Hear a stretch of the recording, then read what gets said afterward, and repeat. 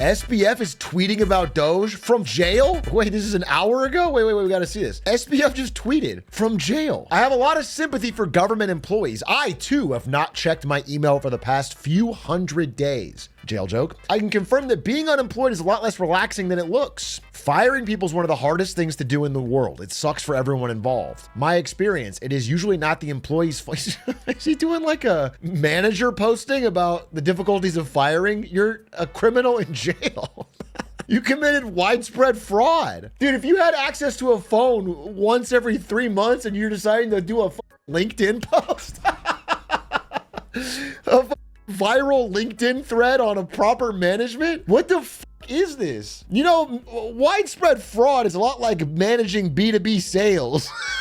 That's what the fuck are you talking about? Oh, fire post though, I like it. More often, the problem is the company just didn't have the right job for them. I tell this to everyone we let go, that it was much our fault for not having the right role for them, or the right person to manage them, or the right work environment for them. Maybe we just really didn't have anyone to manage them right then. Maybe they worked best remotely, but our company communicated in person. This is so wild to me. This is like, I don't know. This is like Bernie Madoff tweeting about like how to motivate your team from prison. What are you talking about? What, do you not read the room on the context of maybe the department they work for just had problems? This happens now and then. We saw it at competitors who hired 30,000 too many employees and had no idea what to do with them. So entire teams sat around doing nothing all day. This happened a lot at Twitch. I will say, SBF, you're spitting in my experience, especially during those hyper growth years. You just saw a ton of people hired that didn't know what they were doing, and they'd have managers who were now managing large teams who had never done that before and had no idea how to do it. And so it led to a lot of like, well, I mean, it was bloat, but it was more like talented people with nothing to work on. I'm an accountant. I wish we were, the problem is, there's like kind of the opposite problem now in a lot of places where a lot of companies are understaffed, they're cutting to the bone, and they're putting extra responsibility on the remaining employees who are now getting stressed out and overworked. There's definitely a middle ground. We swung right past it. How is he tweeting? I guess you can get a phone in prison. This is so funny. There's no mention. This is just out of the blue, a LinkedIn thread on management. That's crazy. I need to quote this. SBF using his 10 minutes of phone access in the last 6 months to tweet a LinkedIn thread about management. It's a banger. There's no way this is real. Oh, he got pardoned? Sam Bankman-Fried? Is this real? Yeah, this is a meme coin thing. It's a different account. You know what I'm saying? I'll just show you. Look, it's a different account, not the normal SBF account, a different account. I would like to sincerely thank Mr. Donald Trump for his pardon, which has allowed me to move forward. Thanks to this opportunity, I'm pleased to announce I'm now working for the DOGE government. As of today, the other account will be archived. This doesn't seem real. I think he would announce this from his main account. Gray check? Yeah, but I mean, here's a possible thing, right? You could have hacked an account that had a gray check, changed the name, launched it. You could have bought one, right? Like, it's like anytime someone's account gets hacked and they change the name and then this could be true. I'm not going to say it's not 100% not true. Let's see if I can find any verification. Wouldn't that be insane? I mean, it could happen. I'm not saying it's impossible, but man, that'd be crazy. Who could we get to help run Doge? Who would be the most elite? How about the world famous crypto scammer Sam Bankman-Fried? Famous for two things: stealing customer money and using it to make fraudulent crypto punts, or having a gigantic sex polycule in the middle of the Bahamas. You know what I would say? It's like, obviously you guys know me. I've been a massive fan of Doge. Every single thing they've done, I've been a hyper defender, but this one might be too far. This one might actually cause me to go, wait a minute, is this Doge thing? Is there problems with this? Every time you say this, I think you actually start to mean it. Really? That's your theory? Play well again, you think I mean it? It was a scam? Oh, it was a scam. Yeah, it was a scam. It immediately got deleted, and now it says SBF Doge only losers scam my @ now. It was a scam. Yeah, all right. Good intuition there, because it was this small Italian city. Yeah, okay. They hacked a small Italian city's government checkmark thing and then made it a crypto scam. That's sick, dude. And they probably waited. They probably waited for the right time when SBF was tweeting again, and then to make it all seem like that's actually a well-planned scam. They like had probably the password ready to go. Their password was pasta. Yeah, I mean, every Italian thing in the password is pasta. It's not polite to use it. If you ever want to hack Italian's account, it's always pasta, but it's considered bad form. Did you see Diddy's lawyer quit? I did see that. I also saw, and this could be speculation or incorrect, but because it's through Twitter, so I'm not sure. I saw that Diddy's lawyer quit defending him. I think primarily because he's impossible to work with. But I also heard that lawyer previously defended Osama bin Laden or like the Osama bin Laden estate. So it's like, apparently that lawyer has no line until now. That is pretty funny. I gotta be honest with you, that's pretty funny.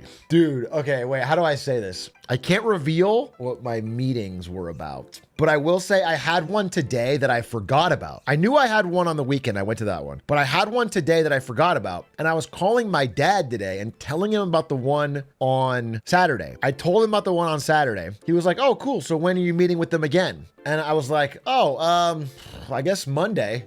And he's like, today's Monday.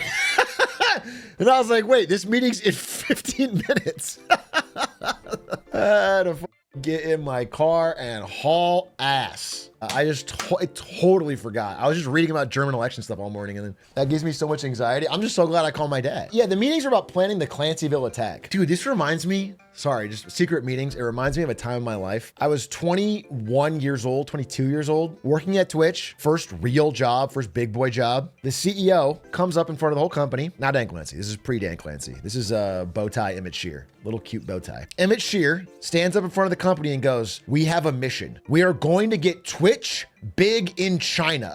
We are going to get through the firewall. We are going to make Twitch a big platform in China. I'm 22. I don't know shit about shit. I'm like, that sounds great. Sounds awesome. There's so many Chinese internet users. This is huge for the company. And he's like, to do that, we're going to create a war room where the top executives are going to be working around the clock to figure out this problem. And so in Twitch, they have these huge glass meeting rooms. Everything's glass. You can see what's going on. To keep it secret, they took black construction paper and they plastered it over all of the glass to make the entire room secret. Huge floor to ceiling, all black, blocked out. And so every time you come into the office, you would walk past this dark, secret, blocked out room and always see the top chief executives go in and out of that room. And I thought it was cool. I remember thinking like, this is so cool, dude. It's like, I want to see what's going on in there, what the secret plan is.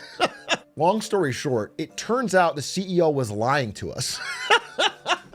And that the China war room was actually a cover for selling the company to Amazon. And that whole meeting room was the war room planning for the Amazon sale. Long story short, I'm telling stories here.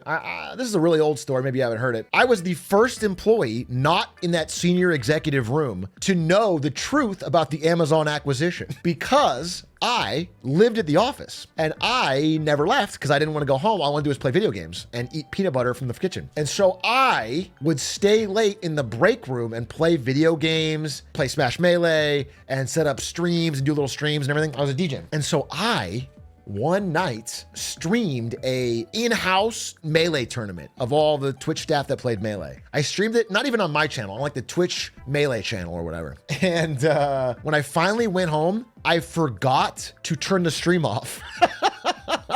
So it's streaming to 0 viewers. I mean, nobody watched us. It's streaming to 0 viewers, but it's live in the break room. Then 2 Amazon executives and a Twitch executive walked into the break room and were shooting the shit and they start talking about it. So I had an insider spy cam of a major acquisition, a major corporate acquisition. Yeah. I mean, I think I've told this story on stream, so this is like the first time, but this is a long time ago. I was very afraid to tell it for years and years and years. So the next day, a friend of mine goes, hey, you left the stream on all night. And I'm like, oh, that's crazy. I was the second person to know because he goes, hey, I think you should delete the VOD. He's like, don't look at it, just delete it. That's what he told me. But the tone that he said it with was like, all right, sure. But then I was like, I'm gonna look at it. So I insta-private it and then I watch the whole thing. I click through it until I see what he's talking about and I'm like, oh, and of course I have no way to act on that. Like, think about, even if you knew that information ahead of time, how could you make any money? Twitch is a private company and it's not going to affect Amazon's stock price. It's not big enough. Buy stock. You can't buy Twitch stock, and buying Amazon stock is probably a dumb idea. I mean, it was a smart idea if you just thought Amazon would go up, but it's not going to be affected by buying Twitch. Trade coworker stocks for cash. If I approached one of my coworkers and said, hey, can I buy your shares? I think they'd be really suspicious. And then if, 2 weeks later, an Amazon acquisition gets announced, I think they would bring it up to management. So I don't think that's a good idea. But I'll tell you, I'm just telling you more stories because I think these stories are really old and they're really funny and impactful to me as a person. After the Amazon exit, because they had a big announcement, all hands meeting, Amazon's buying us. We're selling to Amazon. The mood at the office was exuberant because everyone with shares was now getting 1-to-1 Amazon shares. Every Twitch share went to Amazon shares 1-to-1. So if you had, 2,000 Twitch shares, you got 2,000 Amazon shares, which is like incredible. We didn't even know how incredible because ever since then, Amazon stock went to the moon. Yeah, I mean, look at this. This is actually crazy looking at it. This is when the acquisition was. 2014, dude. Everyone was drinking at the office. It was a very lax culture back then. Everyone was drinking. And what they did was they walked around to everybody's desk and they put this blue folder on your desk that had the amount of shares you were getting. It shows you basically what cut of the $1 billion buyout was going to you. I was given the wrong folder.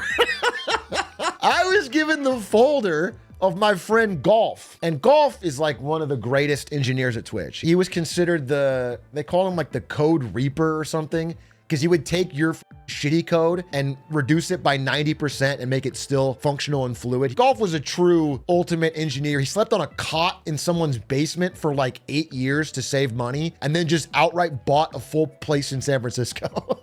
Bro's a genius. I mean, bro's awesome. I respect Golf a lot, but he's like, he's a senior engineer early. We were the same age, but he was like hyper cracked. Maybe he was a year older, 2 years older. Anyway, I got Golf's. So I open it up and it says like, you're getting $2.2 million or something.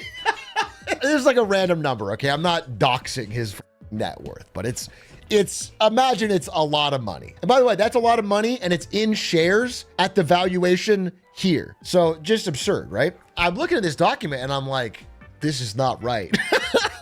I'm like a brand new marketing hire.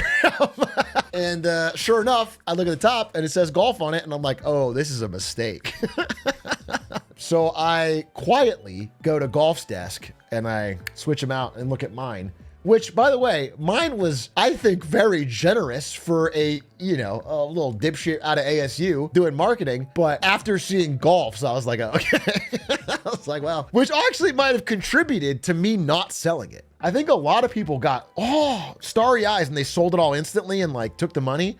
I was like, whatever. I don't need this. And I just kept it and it ended up being worth a lot. How did Twitch give you stock? When I signed up to work there, I got some part of my compensation in cash and some in shares. Like all pre-act startups, at least at that time in Silicon Valley, did the same thing. It's like, you wouldn't work there unless you got shares. For me, I took the job for $2 flat because I was esports addicted ASU grad. I was just desperate. I wanted a real job.